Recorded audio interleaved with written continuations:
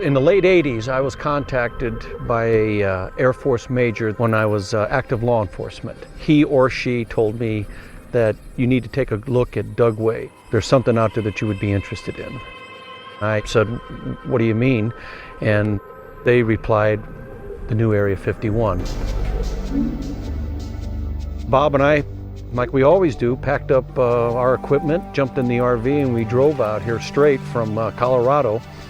And the moment that we arrived on scene, we knew that we had touched a nerve. Helicopter gunships came in so close that the prop wash from the blades was rocking the RV. See the picture? We literally had a gunship swing around, land probably 100 yards from us. The Gatling gun mounted underneath was pointed right at us. The chopper pilot was sitting there with his visor down, staring right at us. Were you in a restricted area? We're on public land. We're on the Pony Express Trail. The whole time we were there, we were under surveillance. I mean, it was all intimidation.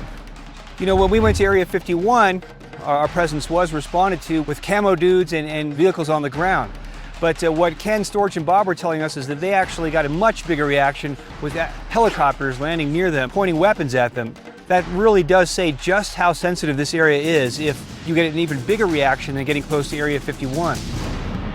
Over the course of several months of coming out here, we observed a lot of activity. At Simpson Springs, we went another 14 miles. At the top of the ridge, there's a road that goes along the ridge line, not the main Pony Express Trail. I've got pictures here that shows this barracks where we watch convoys. You could tell a deuce and a half, the lights were higher in the sky, to Humvees. I lost count at over 80, and we sat there for 45 minutes, but here's the clincher. They disappeared into the ground. We watched that convoy disappear.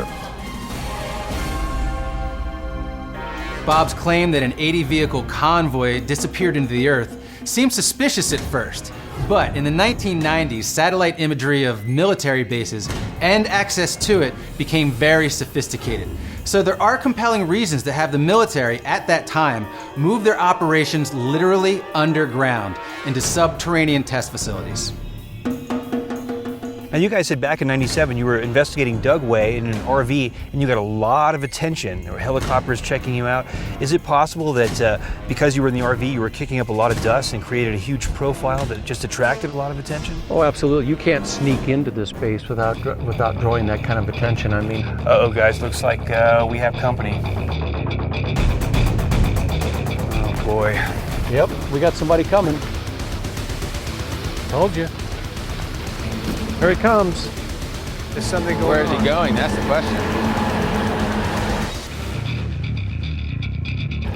No, he's not. No, he's not. Look at that. Oh, yes, he is. Whoa, whoa.